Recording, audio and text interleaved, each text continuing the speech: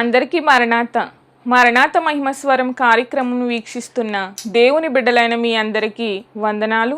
ప్రతిరోజు ఇదే సమయమునకు ఈ కార్యక్రమం వీక్షించి దైవాశీర్వాదములు పొందండి. ఇప్పుడు పాస్టర్ సామ్యూల్ సుందర్ రెడ్డి గారు దేవుని వాక్య వర్తమానం అందిస్తారు. శ్రద్ధగా వినండి. దేవునికి స్తోత్రం. అందరికీ మరణాత. దేవుడిచ్చినటువంటి యొక్క ప్రాముఖ్యమైన సమయంలో దేవుని వాక్యాన్ని ధ్యానించుకుందాము. ముందుగా పరిశుద్ధ వేద గ్రంథంలోని వాక్య భాగాన్ని చదువుకుందాము. యెషయా గ్రంథము 40వ అధ్యాయము 11వ వచనం చదువుకుందాము. గొర్రెల కాపరి వలె ఆయన తన మందను మేపును, తన బాహువుతో గొర్రె పిల్లలను కూర్చి రొమ్మున ఆనించుకొని మోయును, పాలిచ్చు వాటిని ఆయన మెల్లగా నడిపించును. చిన్న ప్రార్థన చేసుకుందాము. మహాపరిశుద్ధుడా, మహిమగల దేవ, ప్రేమాస్వరూపి, దయగల దేవ, సకల ఆశీర్వాదాలకు కారణభూతుడమైన ప్రియ పరలోకపు తండ్రి, నీ దివ్యమైన ఘనమైన శ్రేష్టమైన నామానికి వందనాలు, స్తోత్రాలు, స్తుతులు చెల్లించుకొనుచున్నాము. ఈ మధ్యాహ్న కాల సమయములో ప్రభువా, నీ బిడ్డలతోనూ నాతోనూ మీరే మాట్లాడమని అడుగుచూ ఉన్నాము.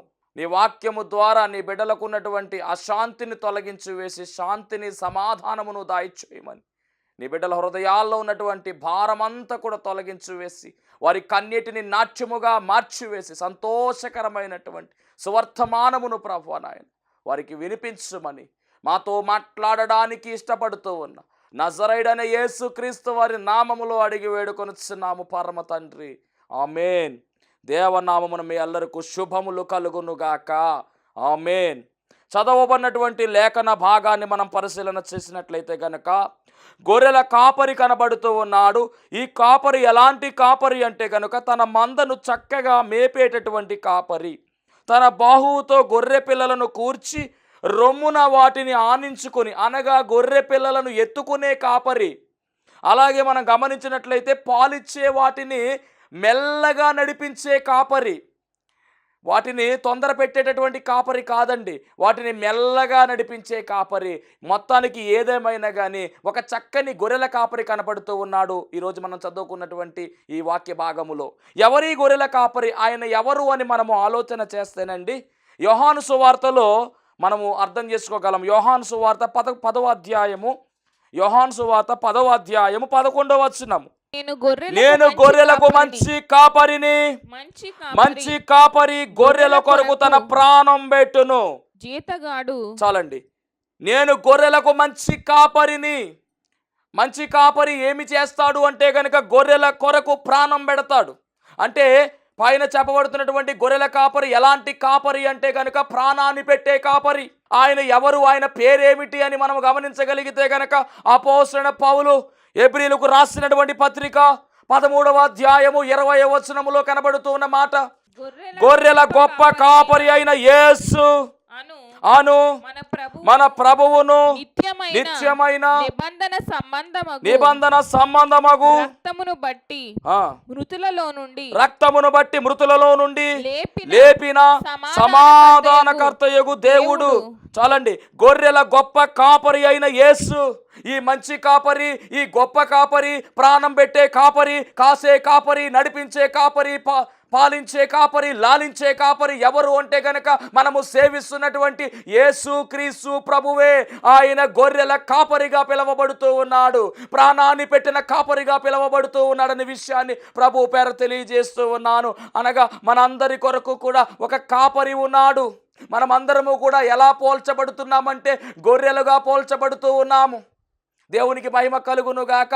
ఎందుకు ఈ మాట చెప్తున్నాను అంటే కనుక 23వ దావీదు కీర్తనలో దావీదు గారు చక్కని పోలిక అక్కడ మనం చూడొచ్చు. 23వ దావీదు కీర్తన 1వ వచనము, యెహోవా నా కాపరి, నాకు లేమి కలుగదు, పచ్చిక గల చోట్లను ఆయన నన్ను పరుండ చేయుచున్నాడు. అంటే అక్కడ మనం గమనించినట్లయితే కనుక దేవుణ్ణి ఈ దావీదు గారు ఎలా పోల్చుకుంటున్నారంటే, నేను గొర్రెనైతే ఆయన నాకు కాపరిగా ఉన్నారు, యెహోవా నా కాపరి, నాకు లేమి కలుగదు అనేటటువంటి మాట మరి భక్తుడైనటువంటి దైవజనుడైనటువంటి దావీదు గారు చెబుతూ ఉన్నారు. దావీదు గారు దేవుణ్ణి చక్కని మాటతో ఆయన పోలుస్తూ ఉన్నారు. నా కాపరి ఆయనే అంటూ ఉన్నాడు. అంత మాత్రమే కాదండి, దావీదు గారు మరి దేవుణ్ణి చాలా చక్కగా వర్ణిస్తాడు. నా కాపరి, నా కొండ, నా కోట, నా రక్షణ శృంగమా అనేటటువంటి మాటలు ఆయన ఉపయోగించినట్టుగా మనం చూస్తూ ఉంటాం కీర్తనల గ్రంథములో. దేవుని మహిమ కలుగును గాక.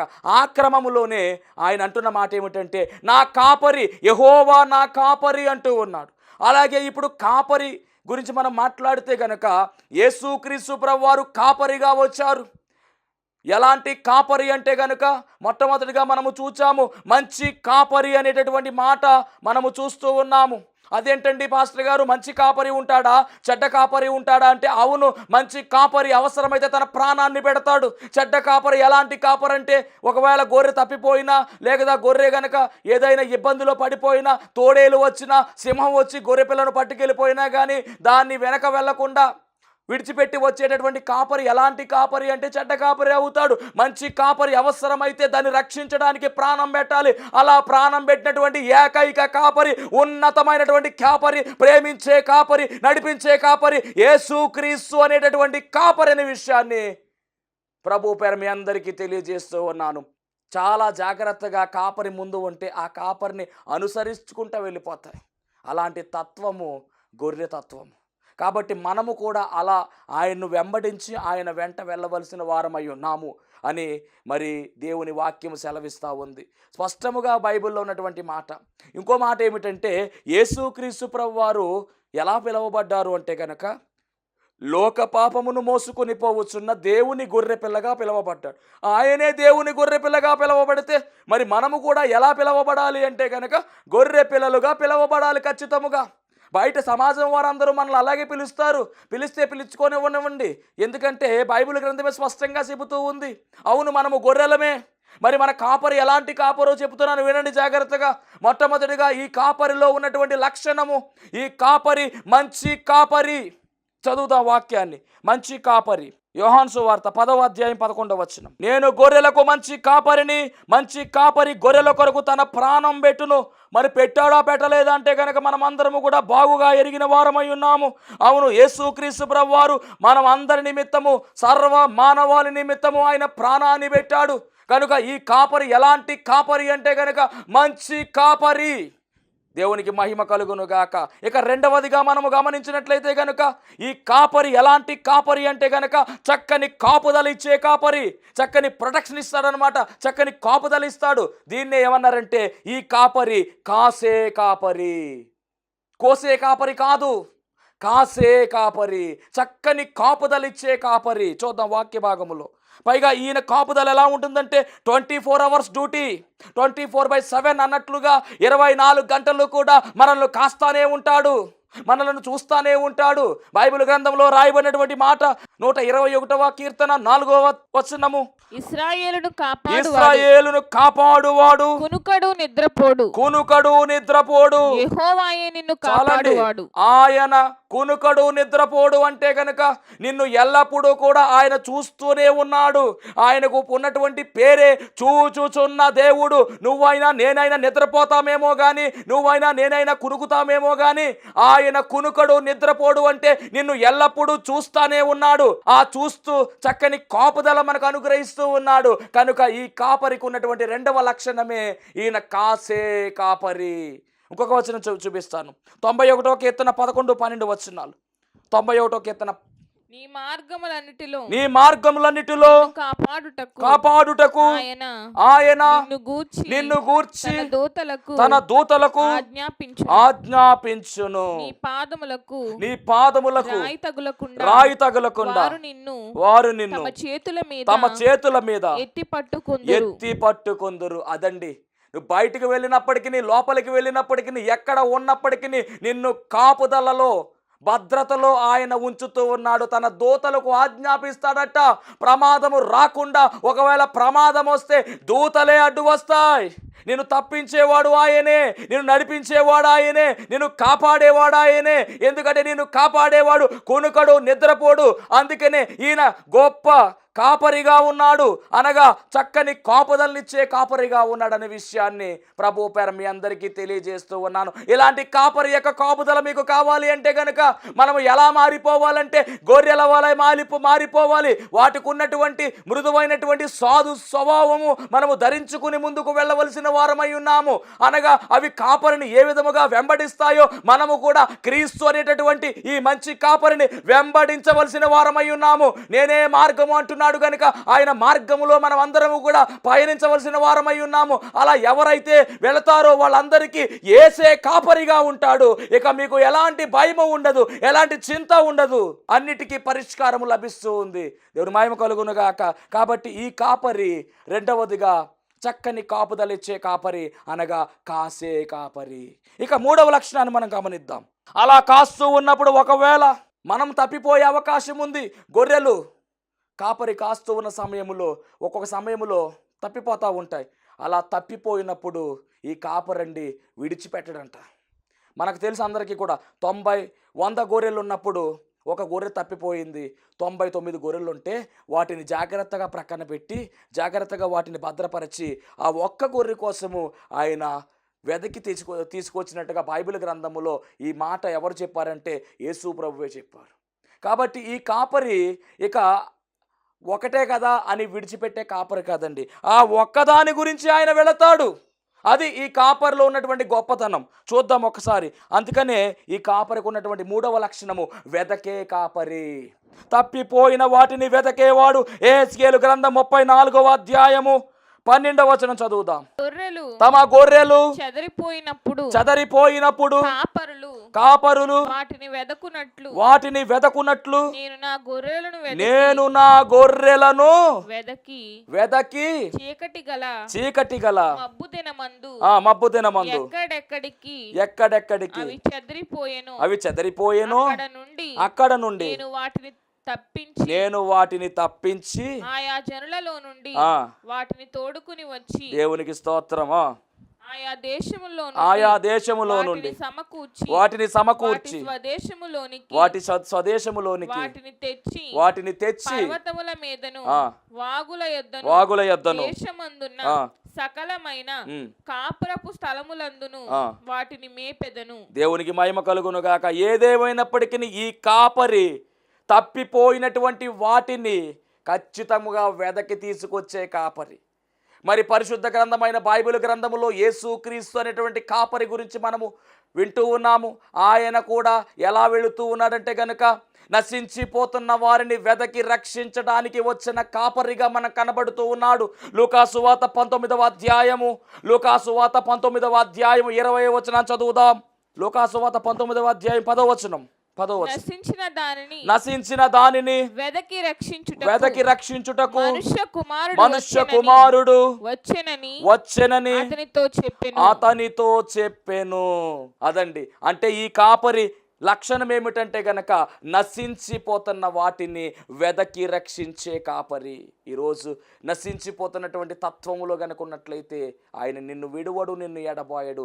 ఖచ్చితముగా వెదకి ఆయన రక్షించే కాపరిగా కనపడుతున్నాడు. ఇంత మంచి కాపరిని మనం కలిగి ఉండగా ఎందుకు భయము, ఎందుకు ఆందోళన, ఎందుకు టెన్షను, ఎందుకు అంత కన్నీరు? ఎందుకంటే అన్నీ చూస్తూ ఉన్నాడు ఆయన. చక్కగా కాస్తూ ఉన్నాడు, చక్కగా నడిపిస్తూ ఉన్నాడు, చక్కగా ఒకవేళ తప్పిపోతూ ఉంటే గనక వెదకి తీసుకొచ్చి మనలను దరిచేస్తూ ఉన్నాడు. అటువంటి ఆయన మన కాపరిగా ఉండగా ఎందుకు భయము అని మరి ఆయనే అడుగుతూ ఉన్నాడు. ఇక 4వ లక్షణం అండి, గొర్రెలకు మరి ఆహారము ఖచ్చితముగా కాపరి సమకూర్చాలి. మరి ఈ కాపరి కూడా ఎలా ఉన్నాడంటే ఆహారం పెట్టే కాపరిగా ఉన్నాడు. చూద్దాం. యెహెజ్కేలు గ్రంథము 34వ అధ్యాయం 14వ వచనం. నేను మంచి మేతగల చోట వాటిని మేపెదను. ఇశ్రాయేలు యొక్క ఉన్నత స్థలముల మీద వాటికి దొడ్డి ఏర్పడును. చాలండి. మొత్తం మీద ఏదేమైనా కానీ వాటిని పోషించే కాపరిగా, మేపే కాపరిగా మనకు కనబడుతూ ఉన్నారు. మరి యోహాను సువార్తలో మనం గమనించినట్లయితే యేసుక్రీస్తు ప్రభువారే నిజమైనటువంటి జీవాహారంగా ఆయన ఈ లోకంలోనికి దిగి వచ్చినట్టుగా మనం చూస్తూ ఉన్నాము. అనగా మనము సేవిస్తున్నటువంటి యేసుక్రీస్తు మరి ఎలా ఉన్నారంటే కనుక ఆత్మీయ ఆహారంగా ఆయన కనపడుతూ ఉన్నారు, జీవాహారంగా కనపడుతూ ఉన్నారు. పరలోకము నుంచి వచ్చినటువంటి జీవాహారము ఆయనే అనే విషయాన్ని మనమందరం కూడా గమనించవలసిన వారమై ఉన్నాము. యోహాను సువార్త 6వ అధ్యాయము 51వ వచనం. పరలోకము నుండి దిగి వచ్చిన జీవాహారమును నేనే ఎవడైనను ఈ ఆహారము భుజించితే వాడెల్లప్పుడును జీవించును. కాబట్టి పరలోకము నుంచి వచ్చిన జీవాహారము ఆయనే. మరి మనము ఏ ఆహారాన్ని భుజిస్తున్నామంటే ఆయన శరీరాన్ని మనం భుజిస్తూ ఉన్నాం. కాబట్టి ఈ కాపరి మనకి ఏం చేస్తున్నారంటే ఆహారం పెడుతూ ఉన్నాడు, అనగా పోషిస్తూ ఉన్నాడు. మొట్టమొదటిగా ఈ కాపరి మంచి కాపరి, అలాగే చక్కగా కాపుదలిచ్చే కాపరి, కాసే కాపరిగా, అలాగే వెదకే కాపరిగా, అలాగే 4వదిగా ఆహారం పెట్టే కాపరిగా మనకు కనపడుతూ ఉన్నాడు. మరి గొర్రెలు ఆహారం తిన్న తర్వాత అవి ఏం చేయాలంటే కనుక ఖచ్చితముగా అవి మరి ఆదరణ కలిగే వాటిగా ఉండాలి. దేవుని మహిమ కలుగును గాక. అంటే ఈ కాపరిలో ఉన్నటువంటి లక్షణం ఏమిటంటే ఆదరించే కాపరండి. కాపరి దేవుని మహిమ కలుగును గాక. మనము సేవిస్తున్నటువంటి దేవదేవుడు మనలను ఆదరించే కాపరి. మీకు 2 విషయాలు ఇక్కడ చెబుతూ ఉన్నాను. ఒకటి, గొర్రెల విషయంలో ఏది జరుగుతూ ఉందో అలాగే గొర్రెలతో పోల్చబడుతున్నటువంటి మన విషయంలో కూడా అదే జరుగుతూ ఉంది. మరి వాటిని కూడా ఆదరించాలి. ఎందుకంటే అవి చాలా పిరికితనం కలిగినటువంటి జీవులు, పారిపోతూ ఉంటాయి. కాబట్టి ఇక్కడ ఆదరణ అనేటటువంటి మాట మనం చూస్తూ ఉన్నాం. ఈ 5వ లక్షణం ఏమిటంటే ఆదరణ ఇచ్చే కాపరి. ఆహారం పెట్టిన కాపరి అయిపోయింది, ఇప్పుడు ఆయన ఆదరించే కాపరిగా ఉన్నాడు. యెషయా గ్రంథం 66:13లో రాయబడిన మాట, ఒకని తల్లి వానిని ఆదరించినట్లు నేను మిమ్మును ఆదరించెదను అని కనపడుతుంది. దేవుని మహిమ కలుగును గాక. అంటే ఈ కాపరి ఎలా ఉన్నాడంటే కనుక ఆదరించే కాపరిగా ఉన్నాడు. ఆదరించే కాపరిగా ఉన్నాడు. ఎందుకు చింతిస్తున్నావు, ఎందుకు భయపడుతూ ఉన్నావు, సహాయం చేసేవారు లేరు అను ఇటు ఇటు తిరుగుతున్నావా? ఇదిగో నిన్ను ఆదరించేటటువంటి గొప్ప ఆదరణకర్త నీలోనే ఉన్నాడనే విషయాన్ని గమనించుకో. వాక్యం ఇచ్చినటువంటి దైవ జనాంగమా, ఈ కాపరి ఆదరించే కాపరై ఉన్నాడు. ఇది 5వ లక్షణము. ఇక అంతా బాగానే ఉంది, అనగా ఆహారం వచ్చింది, ఆదరించేవారు వచ్చారు కనుక ఇప్పుడు 6వదిగా ఆ గొర్రెలు ఏం చేస్తాయంటే రెస్ట్ తీసుకుంటాయి, అనగా విశ్రాంతి తీసుకోవాలి. మరి చిత్రమైనటువంటి విషయం ఏంటంటే గొర్రె విశ్రాంతి తీసుకోవాలంటే, అది పడుకోవాలంటే దానికి ప్రధానమైనటువంటి 3 పరిస్థితులు సౌఖ్యంగా ఉండాలి. అంటే 3 పరిస్థితులు అనుకూలంగా ఉంటేనే గొర్రె పడుకుంటుంది, లేకపోతే గొర్రె పడుకోదు. మన న్యాచురల్గా గొర్రెల గురించి మనం మాట్లాడుకుంటే కనుక అవి పడుకోవాలంటే వాటికి 3 సమస్యలు తీరాలి ఖచ్చితంగా. దాంట్లో మొదటి సమస్య ఏమిటంటే దానికి అవి పడుకోవాలంటే ఎదురుగుండా ఏమి వాతావరణం అంతా కూడా ఎలా ఉండాలంటే ప్రశాంతంగా ఉండాలి. అంటే భయాన్ని కలిగించేవేవి కూడా వాటి ముందు తిరగకూడదు. దూరంగా ఎక్కడన్నా పులి కనపడుతుంది అనుకోండి, ఇక్కడ గొర్రెలు పడుకోవు, టెన్షన్ పడిపోతూ ఉంటాయి. కాబట్టి కాపరి ఏం చేయాలంటే వాటి ముందున్నటువంటి వాతావరణం అంతా కూడా నిమ్మలపరచాలి. వాటి ముందున్నటువంటి వాతావరణం అంతా కూడా చాలా నిశ్శబ్దంగా మార్చాలి. అప్పుడే అవి పడుకుంటాయి. అంటే దాని అర్థం ఏంటంటే వాటికి ఉన్నటువంటి భయం అంతా పోవాలి. నా కాపరి మాకు ఉన్నాడు కాబట్టి ఇక్కడ ఏమీ లేవు, అంతా బాగానే ఉందన్న తర్వాత అవి పడుకోవడం మొదలు పెడతాయి. కాబట్టి మొట్టమొదటిగా వాటికి ఉన్నటువంటి భయాన్ని తీసేయాలి. దేవునికి మహిమ కలుగునుగాక. అంటే విశ్రాంతి తీసుకోవాలంటే కనుక ఖచ్చితంగా భయం పోవాలి. మరి ఆయనే మన భయాన్ని తీసివేయడానికి, మరణ భయాన్ని తీసివేయడానికి ఆయన రావడం జరిగింది.